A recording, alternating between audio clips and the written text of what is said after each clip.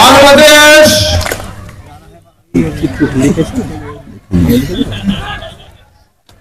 জাতীয়তাবাদী কৃষক দল নাচল ইউনিয়ন শাখা কর্তৃক আয়োজিত আজকের এই কৃষক সমাবেশে উপস্থিত সদ্য সভাপতি নাচল ইউনিয়নের উপজেলা আহ্বায়ক সংগ্রামী আহ্বায়ক এবং নাচল উপজেলার আহ্বায়ক শওকত আলী ভাই উপস্থিত আজকের এই সমাবেশে কৃষক দলের জেলা কৃষক দলের সংগ্রামী সদস্য সচিব আলহাজ আমিনুল ভাইয়ের অত্যন্ত কাছের মানুষ দুরুল হুদা ভাই, আমাদের মাঝে উপস্থিত পৌর বিএনপির সাবেক সংগ্রামী সভাপতি মোসাদ্দেক ভাই, এখানে আলাউদ্দিন ভাই সহ বিএনপির সকল পর্যায়ের আমার সম্মানিত নেতৃবৃন্দ, এই নাচল ইউনিয়নের অত্যন্ত আপনাদের সুপরিচিত চেয়ারম্যান, এই সমাবেশে উপস্থিত কৃষক দল, যুব দল, ছাত্র দল, সকল পর্যায়ের আমার সংগ্রামী নেতা কর্মী ভাইরা, সবার প্রতি রইল আমার আন্তরিক শুভেচ্ছা সালাম। আসসালামু আলাইকুম। আজকের এই সমাবেশে আমাকে খুব ভালো লেগেছে যে এই নাচলের মাটি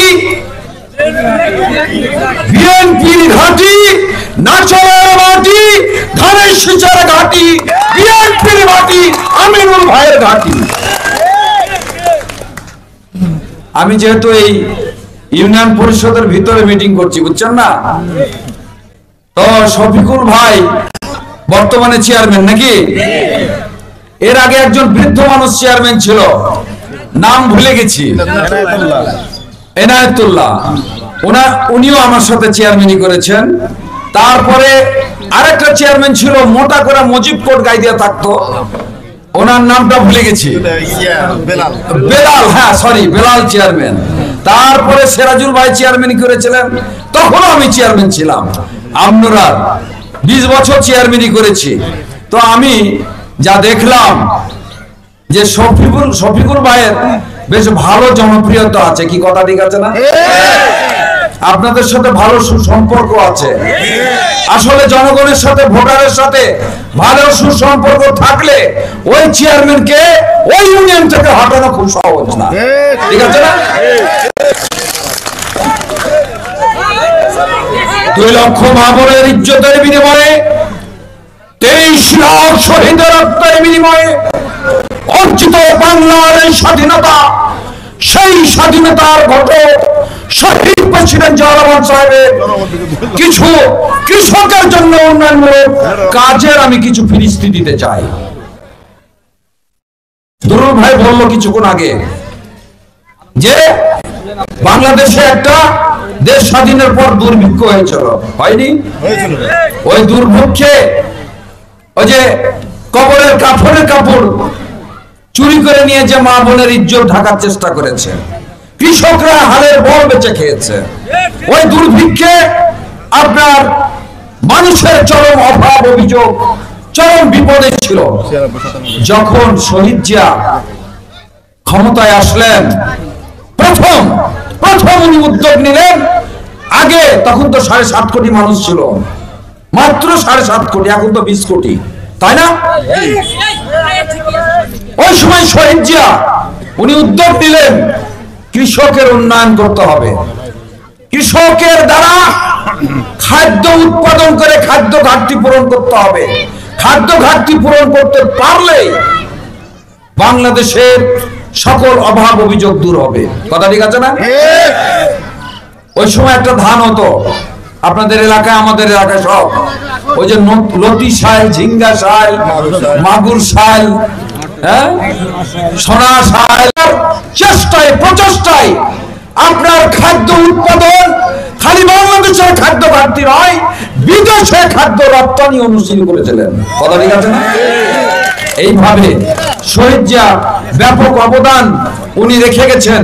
উনি যদি বেঁচে থাকতেন, ওনাকে যদি হত্যা না করা হতো, তাহলে কৃষকের আরো উপকার হতো না? কি হতো না? আমাদের দেশনেত্রী বেগম খালেদা জিয়া সুদ সহ ৫,০০০ টাকা লোন মওকুফ করে দিয়েছিলেন। কথা ঠিক আছে না? আপনার 25 বিঘা পর্যন্ত খাজনা উনি মওকুফ করে দিয়েছিলেন। কথা ঠিক আছে না?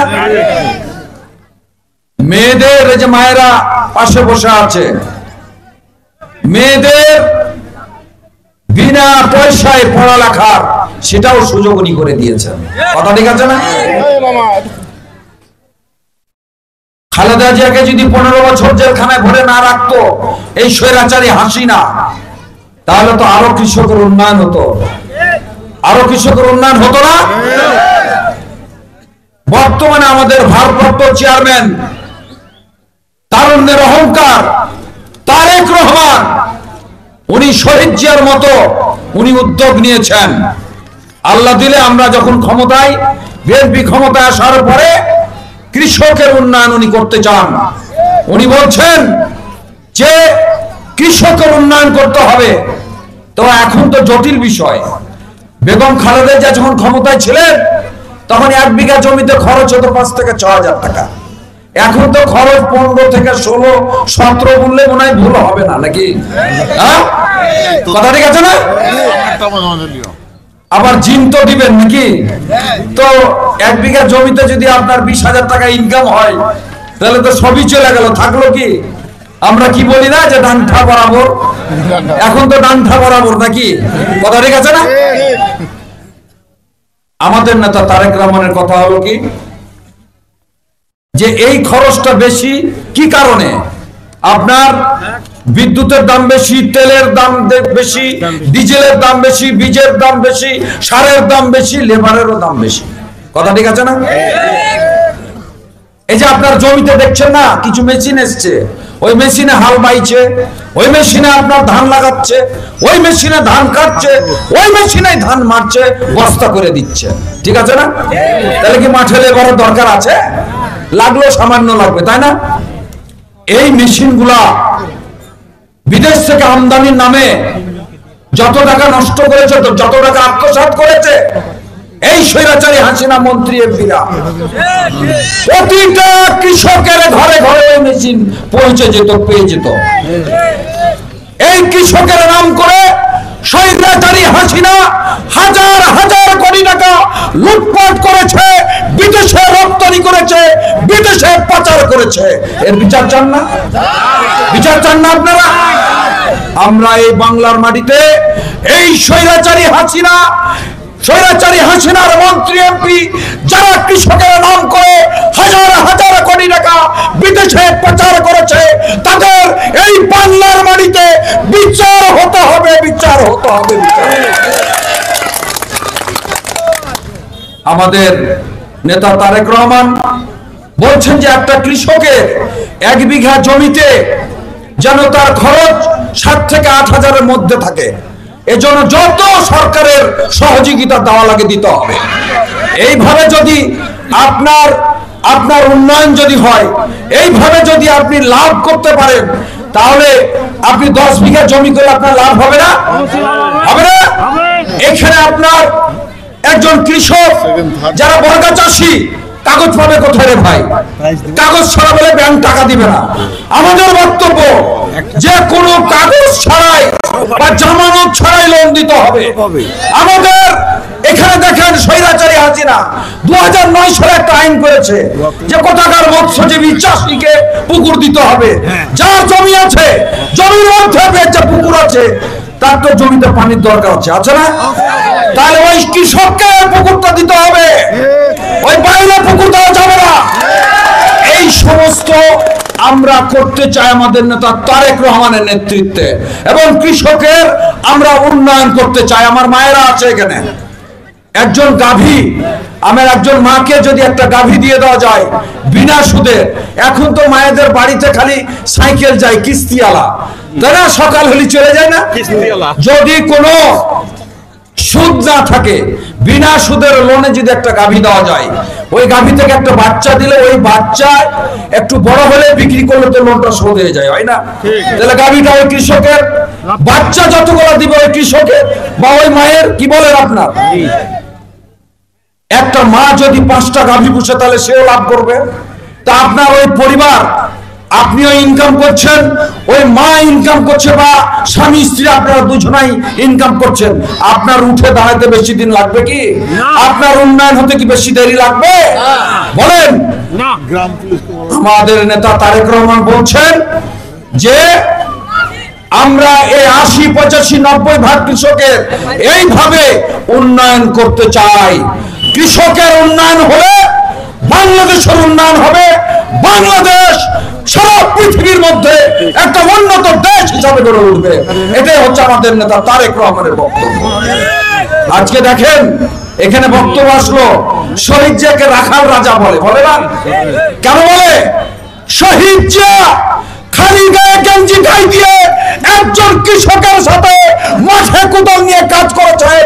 শহীদ জিয়া একজন কৃষকের সাথে খাল খননে অংশগ্রহণ করেছেন, এই জন্য তো আমরা রাখাল রাজা বলি, তাই না? শহীদ জিয়ার আদর্শ নিয়ে আমাদের নেতা তারেক রহমান কৃষকের ভাগ্যের পরিবর্তন করতে চান, উন্নয়ন করতে চান। এখন আমরা বলেছি আমাদের নেতা তারেক রহমানকে যে বিনা সুদের লোন দিতে হবে। আমাদের নেতা বলছে আরে আপনাদের কথা শুনবো না, কৃষকের মুখ থেকে শুনতে চাই।